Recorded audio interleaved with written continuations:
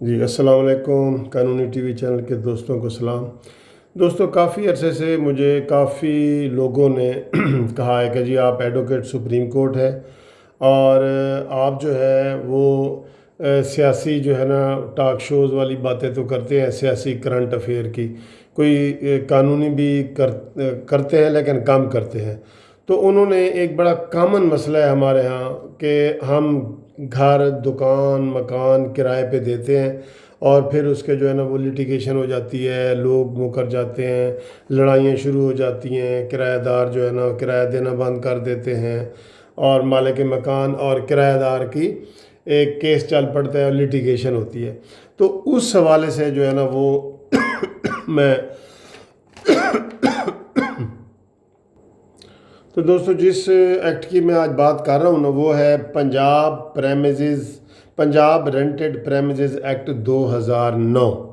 یہ لاگو ہوتا ہے مالک مکان اور کرایہ دار کے اوپر۔ مالک مکان ہے، دکان ہے، پراپرٹی ہے، کوئی بھی چیز ہے تو اس میں ویسے تو یہ لمبا سارا ہے، لیکن آج جو چیزیں میں آپ کو بتانا چاہتا ہوں نا کہ ایک مالک مکان جو ہے، لینڈ لارڈ اسے کہتے ہیں، مالک مکان، دکان، ہر چیز اس میں آ جاتی ہے۔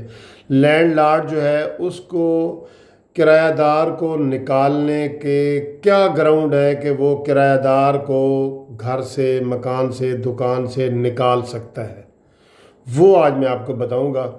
تو دوستو اس جو پنجاب رینٹڈ پریمیزز ایکٹ 2009 ہے، اس کی سیکشن 15 ہے۔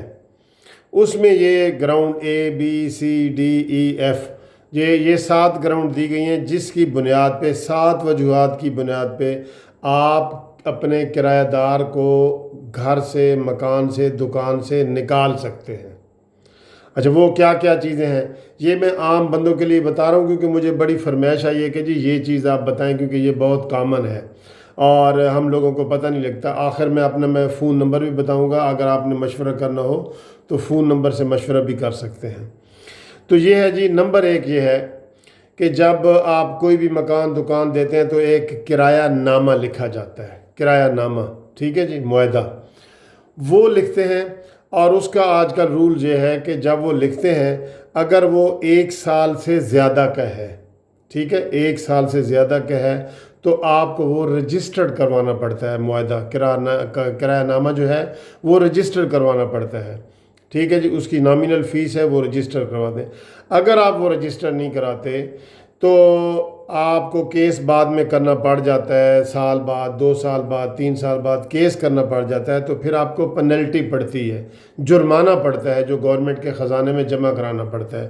وہ جرمانہ کیا ہے کہ ایک آدمی کا جتنا کرایہ سال کا بنتا ہے نا، سال کا، تو مالک مکان کو 1 سال کا جو کرایہ ہے اس کا 10% وہ جمع کرانا پڑتا ہے۔ مثلا سال کا کرایہ بنتا ہے 1,00,000 روپیہ، تو اس کو 10,000 روپیہ گورنمنٹ کے خزانے میں جرمانہ دینا پڑتا ہے، فائن دینا پڑتا ہے۔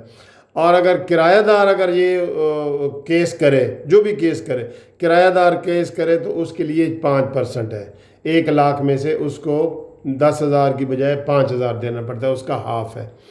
تو یہ اس لیے پہلی بات تو یہ کہ آپ کرایہ نامہ جو ہے آپ کا وہ لازمی رجسٹر کروا لیں، یہ قانون ہے، ٹھیک ہے جی۔ اب جو کون سے 6-7 وجوہات ہیں جن کی بنیاد پہ آپ کرایہ دار کو گھر سے، مکان، دکان سے نکال سکتے ہیں۔ نمبر 1، کرائے کی میعاد ختم، جو کرایہ نامہ لکھا تھا نا اس کی میعاد ختم ہو جائے۔ مثلا آپ نے کرایہ نامہ 3 سال کے لیے لکھا تھا، 4 سال کے لیے، وہ گزر جائے تو آپ اس کو کہہ سکتے ہیں کہ جی خالی کرو۔ اگر وہ خالی نہیں کر سکتا تو آپ ٹرائیبیونل میں اس کے خلاف بے دخلی کی، ایجیکٹمنٹ کی، بے دخلی کی اپلیکیشن دے سکتے ہیں۔ دعویٰ اس کا نہیں ہوتا، ٹھیک ہے، اس کی اپلیکیشن ہوتی ہے، اسے پٹیشن کہتے ہیں۔ آپ پٹیشن جو ہے اس کی بے دخلی کی دے سکتے ہیں سیکشن 15 کے تحت، ٹھیک ہے جی، 15 اور اس سے آگے بھی ہیں۔ ایک میعاد گزر جائے تو آپ وہ خالی کریں، نہیں کرتا تو آپ عدالت کے ذریعے اس کو خالی کروا سکتے ہیں، نمبر 1۔ نمبر 2، وہ کرایہ نہ دے، کرایہ نہ دے، اور کرایہ کتنی دیر تک نہ دے؟ 30 دن اگر گزر جائیں۔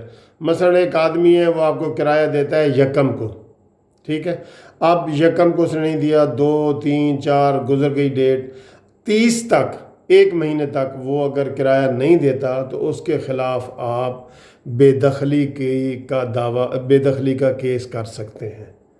یعنی کہ صرف 1 مہینے تک کوئی لوگ سالہ 2 3 سال تک نہیں دیتے. ٹھیک ہے، میں نے اپنے خود بڑے چیمبرز کرائے پہ دیے ہوئے ہیں تو مجھے بھی یہ مسئلہ ہوتا ہے.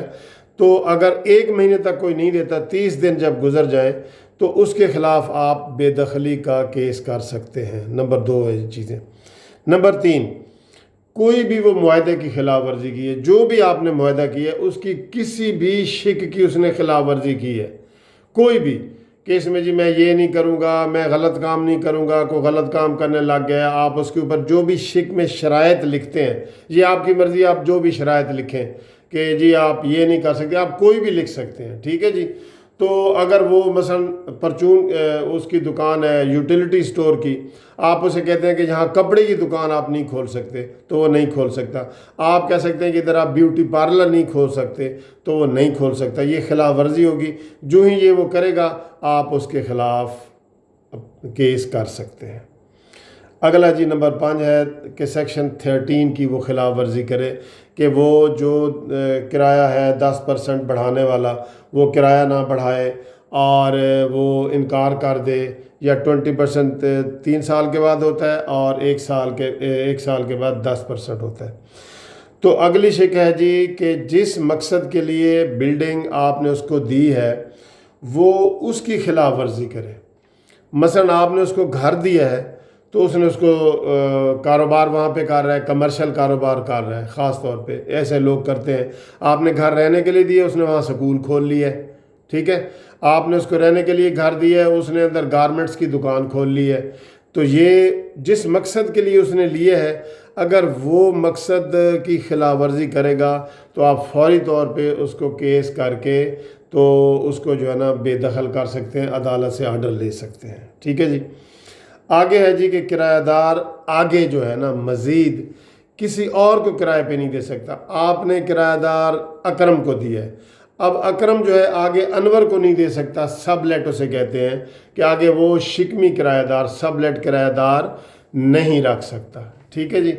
اور اس کے علاوہ جو قانونی طریقے ہیں وہ یہی ہیں کہ آپ نے جو نوٹس کا جب ایگریمنٹ لکھا ہے اس میں لکھنا پڑتا ہے کہ جی اگر مالک مکان چھوڑے گا تو وہ 2 مہینے پہلے نوٹس دے گا، کرایہ دار خالی کروائے گا تو وہ 3 مہینے دے گا، 4 مہینے دے گا، جو بھی آپ لکھتے ہیں اس کے مطابق کرتے ہیں. تو دوستو یہ ایک ضروری چیز تھی جو میں نے آپ کو بتائی ہے. یہ 7 گراؤنڈ ہیں جس کی بنیاد پہ آپ کرایہ دار کو اپنے گھر سے، مکان سے، دکان سے بے دخل کر سکتے ہیں، اور یہ فوری طور پہ ہوگا. اس میں جو جواب دعویٰ ہوتا ہے نا اس کو لیو ٹو ڈیفینڈ کہتے ہیں. جب وہ جواب درخواست دے گا تو عدالت کے 80% کیسوں میں اس کی جواب درخواست کی اجازت ہی نہیں دیتی اور ادھر ہی کیس ختم کر دیتی 80% کیسوں میں. ٹھیک ہے جی.